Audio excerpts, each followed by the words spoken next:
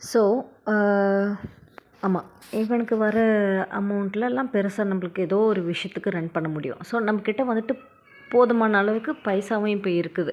ஓகேங்களா?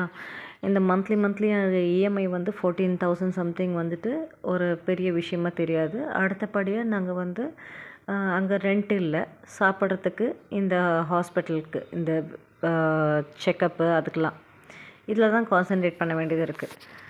அப்போது எங்கள் அக்கா வந்து ஆமாம், நான் இங்கேருந்து திங்ஸ் எல்லாம் கொடுத்துட்டு நாங்கள் ஓனர்கிட்டையும் இன்ஃபார்ம் பண்ணுறோம்.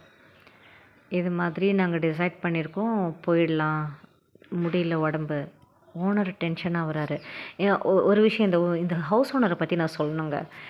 நாங்கள் அண்ணனூர் வீட்டில் இருந்த ஹவுஸ் ஓனர் வந்துட்டு இனிஷியலாக நான் அந்த வீடை தேடி போகும்போது எனக்கு ரொம்ப பிடிச்சிருந்துச்சு, வீடும் பிடிச்சிருந்துச்சு. அதெல்லாம் வேறு ஹவுஸ் ஓனருக்கு 2 ஆம்பளை பசங்க. 2 ஆம்பளை பசங்களும் வந்துட்டு கல்யாணம் பண்ணி ஒருத்தங்க 2 பேருமே வந்து ஃபாரினில் இருக்காங்க. ஓகேங்களா? ஒருத்தங்க வந்து பெங்களூரில் இருக்காங்க, ஒருத்தங்க வந்து ஃபாரினில் இருக்காங்க. சிங்கப்பூர், மலேசியாவில் எங்கேயோ இருக்காங்கன்னு நினைக்கிறேன். ஸோ இவங்க ஹஸ்பண்ட் அண்ட் ஒய்ஃப் மட்டும்தான் இருக்காங்க இந்த வீட்டில். அப்போ நல்லபடியாக பேசுகிறாங்க, நல்லபடியாக பிஹேவ் பண்ணுறாங்க. எனக்கும் அவங்கள ரொம்ப பிடிச்சிருக்கு, ஏன்னு தெரில, ரொம்ப பிடிச்சிருந்துச்சு அவங்கள. ரொம்ப ஒரு நல்ல ஒரு கேரிங்காக இருந்த மாதிரி இருந்தது. ஆக்சுவலாக கேரிங்காக தான் இருந்தாங்க, நல்லா தான் இருந்தாங்க. ஒரு குறிப்பிட்ட நாட்கள் போக போக போக போக இவன் எப்போவுமே விளையாடுவான் பார்த்தீங்களா ஒரு கேமு, அந்த கேம் தான் என்கிட்ட விளையாடினான். ஆனால் எனக்கு இதெல்லாம் வந்துட்டு நான் குழந்த பிறந்ததுக்கப்புறம் தான் நிறைய விஷயங்கள் நான் உணர ஆரம்பித்தேன். அதுக்கு முன்னாடி வரைக்குமே அப்படி தான் இருந்தேன் நான், கண்ணு கட்டி விட்ட மாதிரி. இவனுக்கு யார்கிட்டயா இருந்தாலும் நம்மளை வந்து ஒதுக்கணும், இவன் வந்து அவங்க கூட க்ளோஸாக ஆகக்கூடாது, எல்லாருமே ஒரு டிஸ்டன்ஸில் தான் வைக்கணும், இல்லாட்டி அவங்க இவ்வளோ டிஸ்டன்ஸில் வைக்கணும், இப்படி தான் யோசிப்பானே. ஒரு மாதிரி கீழ்த்தனமான புத்தி அந்த ஆளுக்கு. ஸோ அங்கே வந்து யார் ஏதாவது ஒரு விஷயம், அதாவது இந்த ஆள் வந்து யாரை பற்றியாவது ஏதாவது ஒரு அவங்க வந்து ஒரு குற்றம் பண்ண அளவுக்கு எதாவது பேசிட்டான்னு வச்சுக்கோங்களேன், நான் அவங்கள வந்து இவன் சொல்கிற உண்மை நினச்சிட்டு அப்படியே ரியாக்ட் பண்ணுவேன் நான். ஆரம்பத்துலேருந்தே நான் அந்த வேலையை தான் பண்ணிகிட்ருக்கேன். அதை வந்து அட்வான்டேஜ் எடுக்கிறான்.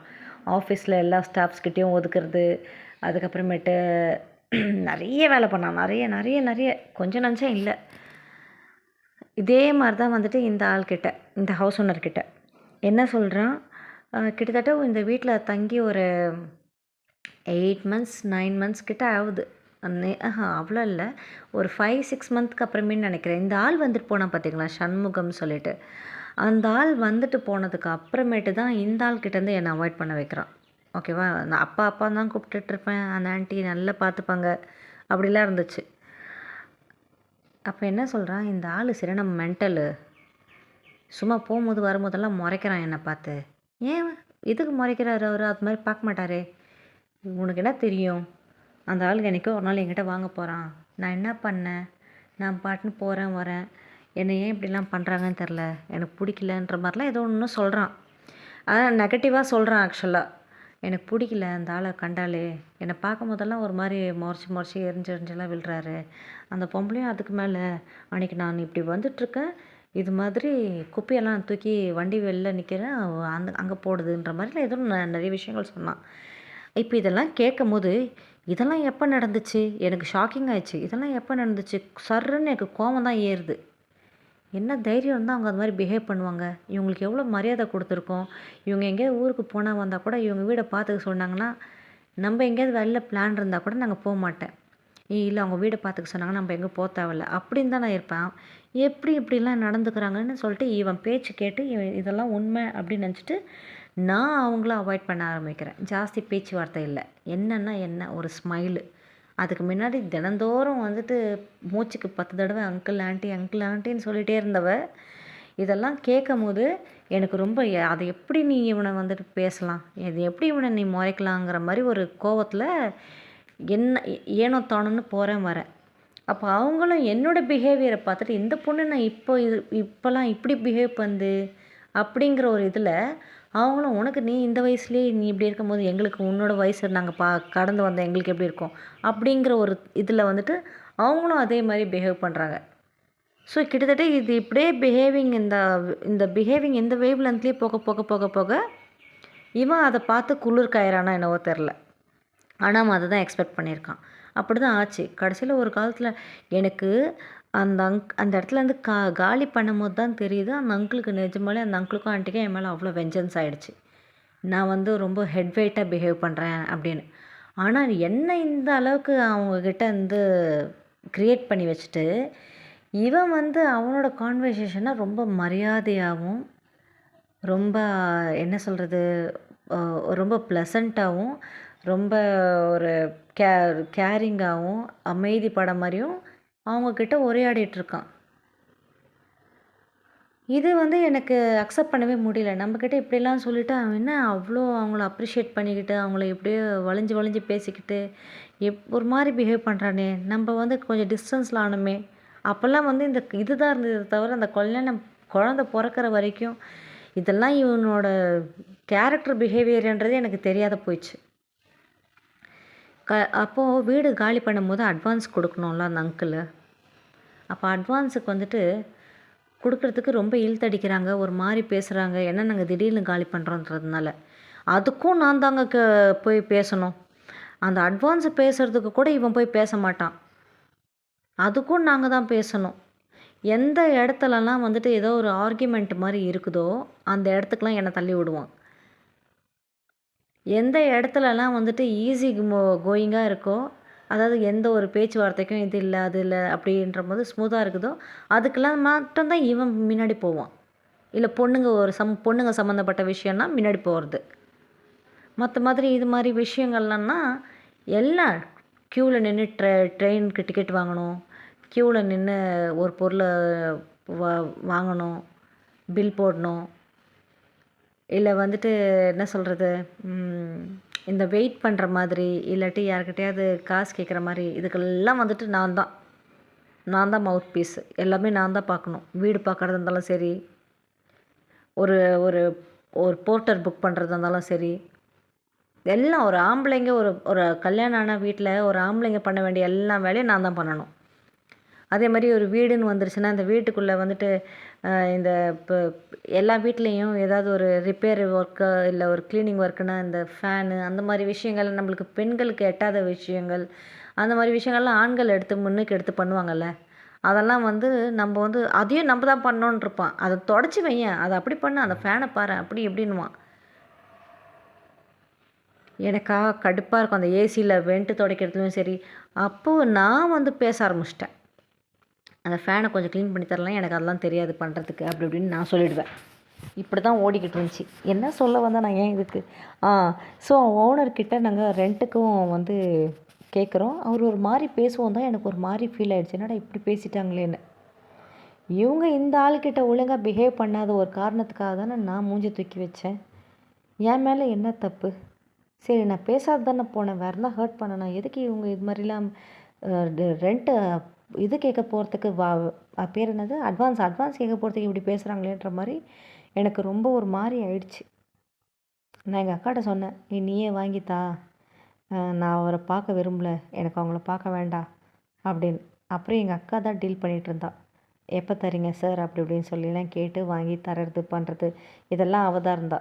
வீடை கம்ப்ளீட்டாக காலி பண்ணிவிட்டு நாங்கள் கேரளாவுக்கும் போகிறோம் இவகிட்ட திங்ஸ் எல்லாம் கொடுத்துட்டு. ஸோ எங்களுக்கு தேவையான திங்ஸை மட்டும் நாங்கள் என்ன பண்ணுறோம், இங்கேருந்து டெலிவரி அனுப்பிச்சிட்றோம் கேரளாவுக்கு. ஸோ கேரளா போய்ட்டோங்க. நான் எத்தனாவது மாதம், 5வது மாதம் 5வது மாதமா 4.5 மந்த்தா, அதான் 4th month எண்டுக்குள்ளே 5th month start ஆகிறதுக்கு முன்னாடி போயிட்டோம். கேரளா போகிறோமா, எக்ஸாக்டாக நாட் ஈவன் ஒரு 2 மாதம் எனக்கு அந்த வீட்டில் இருக்க முடியல. போன முதல் நாள்லாம் கொஞ்சம் நல்ல ஒரு வேறு ஃபீல் இருந்துச்சு. அந்த பழைய அவங்க வீட்டு ஸ்டவ்வை தூக்கி போட்டோம், இந்த 3 பர்னர் ஃபர்ஸ்ட் ஸ்டவ்வை ஃபிக்ஸ் பண்ணோம், டிவியை ஃபிக்ஸ் பண்ணோம். அதுக்கப்புறம் எல்லோரும் டிவிங்க எங்கள் வீட்டில் வந்து பார்த்துட்டு இருந்த அந்த டிவி அந்த போய் அங்கே ஃபிக்ஸ் பண்ணோம் பார்த்தீங்களா.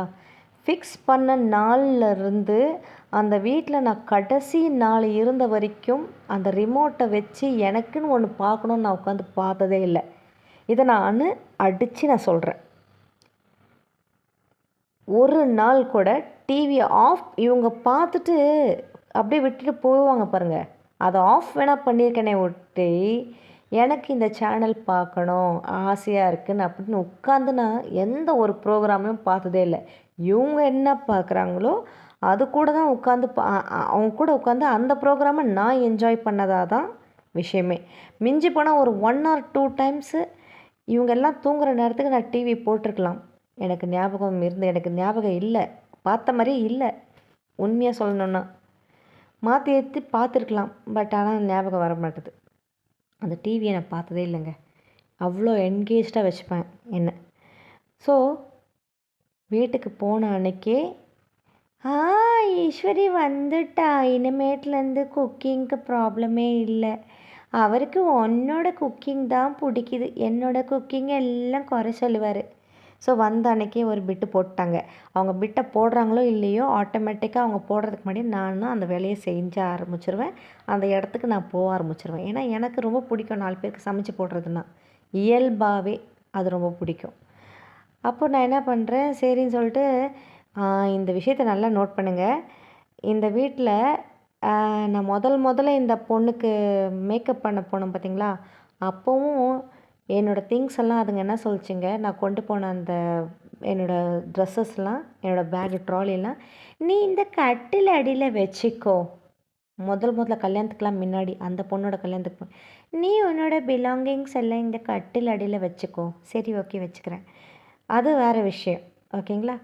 அடுத்தபடியாக கல்யாணம் முடிஞ்சு இந்த பொண்ணோட குழந்தையோட பாலுடின்னு ஒரு ஃபங்க்ஷனுக்கு போகிறோம். கிட்டத்தட்ட ஒரு 2 days கிட்ட நாங்கள் தங்குறோங்க, ஓகேங்களா. 2 days 3 days 2 days தான் நினைக்கிறேன். அப்போ 2 days தங்கும் போது அப்போவும் என்னோடய திங்ஸை வந்து நான் போய் ஒரு டோர் பின்னாடி, கதவு பின்னாடி போய் வைக்கிறேன். இவங்க என்ன பண்ணுறாங்க, அதை தூக்கி கட்டிலடியில் போட்டுறாங்க. சரி, விட்டுட்டேன், அங்கேயே இருக்கட்டும்னு. வேணுன்றப்போ எடுத்து அதுலேருந்து டவலோ பேண்ட்டி என்னவோ எடுத்து நம்ம யூஸ் பண்ணிவிட்டு திருப்பி அங்கேயே வச்சுருவோம். 3வது தடவை மே மந்தில் அந்த பொண்ணுக்கு பர்த்டே வரும். அது பெற்ற பொண்ணுக்கு 1 year பர்த்டே வருது. அதை நான் சொன்னேனான்னு தெரில. மே மந்த்து, அதாவது 2014 ஃபர்ஸ்ட் பர்த்டே வருது அந்த பொண்ணுக்கு. அப்போ கொஞ்சம் கிராண்டாக செலிப்ரேட் பண்ணுறாங்க அவங்க. அப்போது எங்களை இன்வைட் பண்ணுறாங்க. அடுத்தபடியான ஃபோனும் அப்போ தான் வருது, ஓகேங்களா. அந்த பாலுடி முடிஞ்சதுக்கு அப்புறமேட்டு இது மாதிரி பர்த்டே வச்சுருக்கோம், வந்துருங்க அப்படின்னு. சரி, ஓகே. நாங்கள் அதுக்கு ஒரு நாள் புக் பண்ணிவிட்டு பர்த்டேக்கு போகிறோம். அப்போ போகும்போது என்னாச்சு, எனக்கு ஃபர்ஸ்ட் டைம் நான் வந்து ஒரு அரை சவரன் ஜிமிக்கி போட்டுட்டு நகைங்களை வாங்கி கொடுத்தேன். செகண்ட் டைமில் வந்து ஷார்ட்டேஜ் ஆகுதுங்க எங்களுக்கு. செகண்ட் டைமில் ஷார்ட்டேஜ் ஆகுது. அதில் வேறு 2 பேருக்கும் நிறைய மிஸ் அண்டர்ஸ்டாண்டிங் வேறு, சண்டை வேறு. இவன் வேறு ஒழுங்காக வேலைக்கு போக மாட்டான், பண்ணுற மாட்டான், அந்த ஒரு பிரச்சனைங்க. ஒரு மாதிரியான இதில் போயிட்டுருக்குது, வைப்பில் போயிட்டுருக்குது. அப்போ நான் என்ன பண்ணுறேன், சரி எனக்கு ஆஃபீஸில் நான் வந்து சக்ஸஸ்ஃபுல்லாக ஒரு 2 years 3 years கம்ப்ளீட் பண்ணதுக்கு கோல்டு காயின் கொடுப்பாங்க, ஓகேங்களா. அதுக்கப்புறமேட்டு ஒரு கேஷ் அவார்டு ஒன்று கொடுத்தாங்க. எதுக்கு, ஏதோ கேரம் மேட்ச்சில் வின் பண்ணதுக்குன்னு நினைக்கிறேன். அப்போது நான் என்ன பண்ணுறேன், அவங்ககிட்ட நான் சொல்கிறேன், கேஷ் இருக்குல்ல, அதை நம்ம யூஸ் பண்ணிக்கலாம். இந்த கோல்டு காயின் வந்து ஆஃபீஸில் கொடுத்த கோல்டு காயின் 1 gram காயின் வந்து அந்த பொண்ணோட பாலுடி இதுக்கு கொடுத்துர்லாம். ஒரு ட்ரெஸ்ஸு வாங்கிட்டு போகலாம், இங்கேருந்து போகும்போது ஒரு ட்ரெஸ்ஸு வாங்கிடலான்னு சிம்பிளாக சொல்கிறேன். ஆனால் நான் ஒரு விஷயத்த செஞ்சேன்னா அது எல்லாரையும் பிரமிக்க வைக்கிற மாதிரியும் இல்லாட்டி வாவுங்கிற மாதிரியும் எனக்கு அந்த மாதிரி அப்ரிஷியேஷன் பிடிக்கும். எல்லாருக்குமே அவங்களும் ஹாப்பியாக இருக்கிற மாதிரியான சிச்சுவேஷனை பார்க்குறது எனக்கு ரொம்ப பிடிக்கும். அப்போ நான் என்ன பண்ணுறேன், பொன் குழந்தை வேறு, எனக்கு பொன் குழந்தைனாலே ரொம்ப பிடிக்குமா. அப்போது அந்த மாதிரி ரொம்ப பியூட்டிஃபுல்லான ஒரு ஃப்ராக்கு, அந்த ஃப்ராக்குக்கு மேட்சிங்கான ஒரு காலுக்கு ஷூவு, அந்த 1 year குழந்தைக்கு எதெல்லாம் போட்டால் அழகாக இருக்குமோ அதுக்கேற்ற மாதிரி ஹெட்பேண்டு எல்லாம் அழகாக வாங்கி பக்காவாக செட்டிங்காக எடுத்துகிட்டு போகிறேன். அலாங் வித் தட் அந்த எனக்கு கிஃப்டாக வந்த அந்த கோல்டு காயின் 1 gram காயின். அப்போது நான் எடுத்துகிட்டு போன அந்த துணிமணியெல்லாம் கூட அது பார்த்து பெருசாக பிரமிக்கலை. இது என்னதுன்னு சொல்லிட்டு அந்த கோல்டு காயினை கொடுத்தேன் பாருங்கள். அந்த கோல்டு அப்படின்ச்சு. அல்பத்தனமான ஒரு கேரக்டர்ன்றது திருப்பி அது காமிச்சிக்குது. ஓகேங்களா? பணம் காசுக்கு பேராசை பிடிச்ச நாய் நானுங்கிறத அடிக்கடிக்கு அவள் காமிச்சிக்கிறாள். அவ்வளோதான், இந்த பர்த்டே இதுதான் இவ்வளோ முடிஞ்சிச்சு. இந்த மாதிரி ஒரு விஷயத்த பண்ணோம். அதுக்கப்புறமேட்டு 1 ஆர் 2 டேஸ் தான் ரிட்டர்ன் வந்தாச்சு. இந்த பர்த்டேக்கு போயிட்டு வந்ததுக்கப்புறம் ஒரு பெரிய பிரச்சனை வந்துச்சுங்க. ஒரு எல்லாமே ஃபோன் மட்டும்தாங்க. அவனை அந்த ஃபோனில் தான் 24 ஹவர்ஸாக நான் பார்ப்பேனா, அது எனக்கு இரிட்டேட்டிங்காக இருக்கும். அவனோட கேரக்டர் பிடிக்கவே பிடிக்காதுங்க. எந்த நேரமும் ஃபோன் என்கிட்ட பேசக்கூட மாட்டான். ஃபோன் இப்படி படுத்துப்பான். அந்த படுக்கிற இடம் கூட ஒரே இடமா தான் இருக்குங்க. இன்னொரு விஷயம் சொல்லணும். அது இதுக்கப்புறம் நடந்த விஷயம், அதை நான் சொல்ல மறந்துட்டேன். படுக்கிற விஷயம் கூட இப்படி அவன் படுத்துகிட்டே இருக்கான்னா எந்திரிக்கிறதுக்கு கம்ஃபர்டபுளாக இருக்கணுமா, அதுக்கேற்ற மாதிரி அந்த கார்னராக தான் படுப்பான். நம்ம வந்து கட்டில் வந்து செவுத்துக்கிட்ட ஒட்டி போட்டிருக்கோன்னா நம்ம வந்து உள்ளே படுக்கணும். நம்ம ஒரு பொண்ணு அந்த மாதிரி இதில் நம்ம நல்லா ஒரு ஆம்பளையாச்சே, நம்ம எந்த வேலையும் செய்ய போகிறதில்ல. அவள் தான் எல்லா வேலையும் செய்கிறா. ஒரு 4 நாள் பாத்திரம் கழுவிட்டோன்னு வச்சுக்கோங்களேன், 400 நாள் பாத்திரம் கழுவுன மாதிரி ஊரே சொல்லிட்டு இருப்பான். நான் தான் பாத்திரம் கழுவுவேன் அந்த வீட்டில், நான் தான் பாத்திரம் கழுவுவேன், நான் தான் கழுவுவேன், நான் தான் கழுவேன்னு. அப்போ நாங்கள்லாம் லூஸுங்களா? ஆனால் நான் வந்து இல்லைன்னு சொல்லவே மாட்டேன், டினைட் பண்ண மாட்டேன். ஏன்னா 2 பேரும் வேலை செய்கிறோம். அவன் வேலை செய்கிறதும் அவன் குடும்பத்துக்கு, நான் வேலை செய்கிறதும் அவன் குடும்பத்துக்கு தான் ஓடுது. எனக்குன்னு இல்லை, என் குடும்பத்துக்குன்னு இல்லை. சரி, என் குடும்பத்துக்கு இல்லை, அட்லீஸ்ட் என்னை பார்த்துக்கிறதுக்காகவாச்சும் நான் ஏதாவது எனக்கு நான் பண்ணணும்னு நினச்சா கூட முடியாது. அந்த மாதிரி ஒரு வாழ்க்கையை தான் நான் வாழ்ந்துட்டு இருந்தேன். அப்போ நீ இந்த மாதிரி ஒரு சின்ன சின்ன உதவி பண்ணுறதுல தப்பு இல்லையே. உனக்காவது சொகுசாக நீ கேப் இல்லைன்னா நானும் ஆஃபீஸ்லாம் போக மாட்டேன், அவ்வளோ தூரம்லாம் ட்ராவல் பண்ண மாட்டேன் அப்படிங்கிறியே. நான் வந்து மாதம் இஎம்ஐ கட்டணமேன்னு சொல்லிட்டு எனக்கு கேப் இல்லைனாலும் பரவாயில்லன்னு சொல்லிட்டு ஓடுறேன் இங்கேருந்து. எவ்வளோ டிஃப்ரென்ஸ் இருக்குங்க, அவனுக்கும் எனக்கும் நிறைய டிஃப்ரென்ஸ் இருக்குங்க. அப்புறம் அந்த பர்த்டேக்கு போயிட்டு வந்ததுக்கப்புறமேட்டு ஒரு நாள் தேவையில்லாமல் சண்டை வருது. அந்த சண்டை எங்கே போகுதுன்னா டைவர்ஸுங்கிற வார்த்தையில் வரையும் போகுது. எக்ஸாக்டாக இந்த மந்த் ஆஃப் மேல போயிட்டு பர்த்டேக்கு போயிட்டு வந்ததுக்கப்புறம் தான், ஜூனோ ஜூலையோ அது மாதிரி தான் டைவர்ஸுன்ற ரேஞ்சுக்கு வரையும் கான்வர்சேஷன் போகுதுங்க. எனக்கு பிடிக்கல, நான் டைவர்ஸ் பண்ணிடுறேன் பேசாமல், அவ்வளோ இரிட்டேட்டிங்காக இருக்குது, உன்னோட செயல் பிடிக்கல, அந்த ஃபோன் பிஹேவியர் பார்த்தாலே எனக்கு ஒரு மாதிரி இரிட்டேட்டிங்காக இருக்கும். ஒரு நாள் ஃபுல்லாக கூட உட்காருவாங்க. நீங்கள் அவனை காலையில் பார்க்குறீங்கன்னு வச்சுக்கோங்களேன், ஒரு 6 மணிக்கு அவன் எந்திரிக்கும் போது அவன் ஃபோனை கையில் வைக்கிறான்னு வச்சுக்கோங்களேன், அவனுக்கு வயிறு கழுக்குச்சு ஒரு ரெஸ்ட் ரூம் போனான்னா தான் அந்த டைமில் தான் ஃபோன் இருக்காது. மேபி அது வெஸ்டர்னாக இருந்து, அங்கே வந்து இந்தியன் ஆக்சுவலாக நாங்கள் போன இடத்துல. ஏன்னா அந்த ஒன்று மட்டும் தான் ட்ராபேக்கு. பட் ஆனால் clean, it's a new house, அதனால் நான் நல்லா மெயின்டைன் பண்ணுவேன். பட் இன்னும் வெஸ்டர்னாக இருந்துச்சுன்னா அது வந்து அவன் வந்து இந்த ஃபோனு ஹேபிட் கூட அங்கே கொண்டு போயிருப்பான் போல். அப்போ என்ன ஆகுது, இவன் ஒரு வார்த்தை ஒன்று விட்டான். என்ன விட்டான்? சண்டை முத்துது. அப்போ முத்தும் போது அவன் என்ன சொல்கிறான், உன்னெல்லாம் பார்க்குறதுக்கு முன்னாடி ஆக்சுவலாக சாரி, இது வந்து அந்த பொண்ணோட பர்த்டேக்கு போயிட்டு வந்ததுக்கப்புறம் இல்லை, அந்த பர்த்டேக்கு முன்னாடி நடக்குது இது.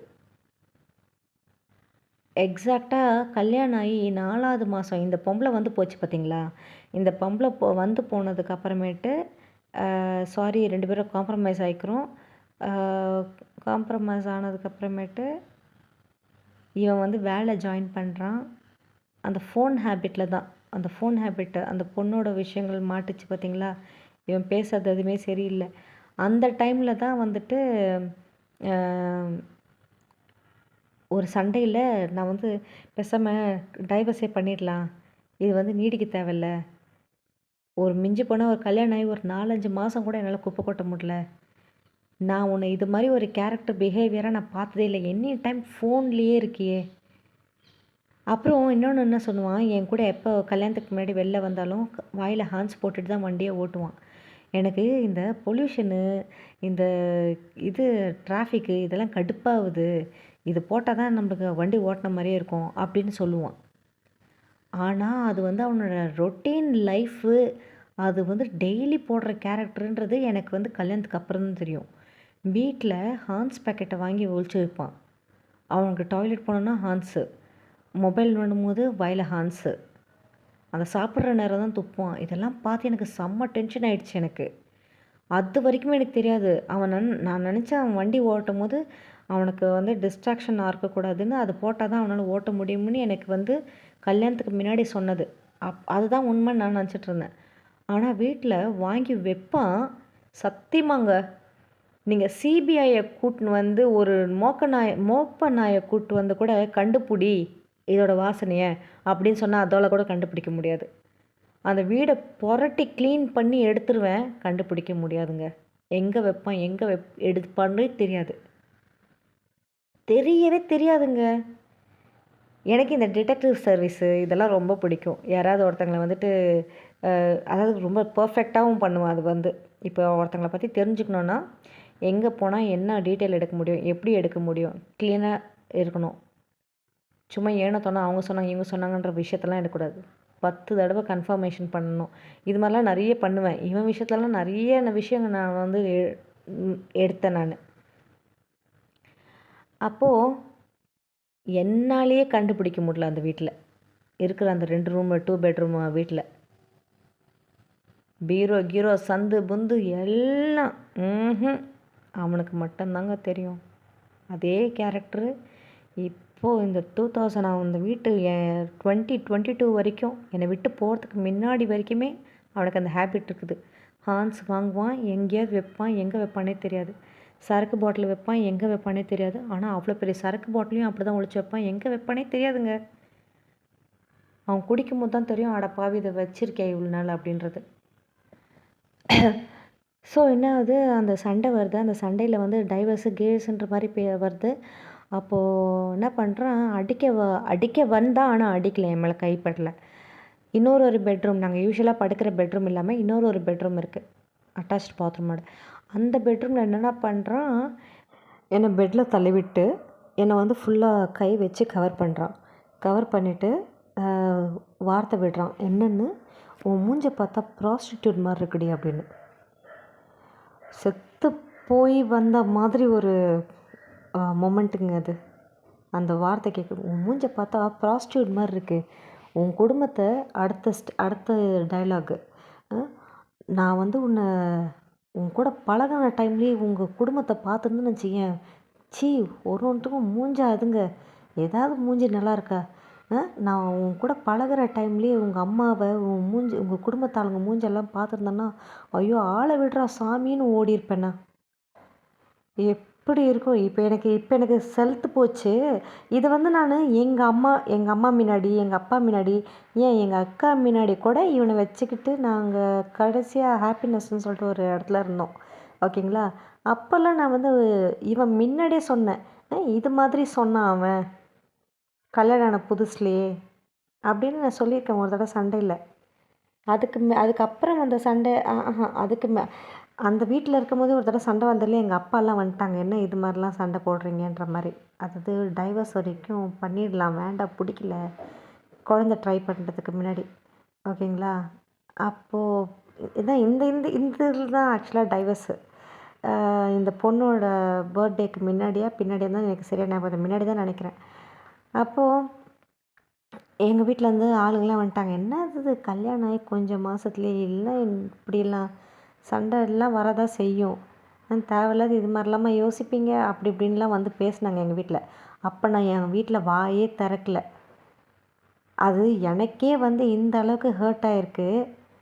அப்போது அதை பற்றி அவங்க ஏன்னா இது இந்த மூஞ்சிங்கிற ஒரு விஷயம் வந்து எல்லா இண்டிவிஜுவலாக இந்த பூமியில் இருக்க ஒரு ஈவன் விலங்குங்களுக்கு கூட அதுங்களுக்கு தாழ்வு மனப்பான்மை இருக்குங்க. வென் சம்மன் இஸ் கம்பேரிங், ஒரு ஏர்னிங்ஸை வச்சு கம்பேர் பண்ணும்போது அந்த தாழ்வு மனப்பான்மை வராது. ஒரு எஜுகேஷனை வச்சு வைக்கும்போது கூட அந்த தாழ்வு மனப்பான்மை இருக்காது. கேரக்டரோ பிஹேவியரோ எதை பற்றி நீங்கள் கம்பேரிசன் பண்ணும்போது ஒரு தாழ்வு மனப்பான்மை வராது.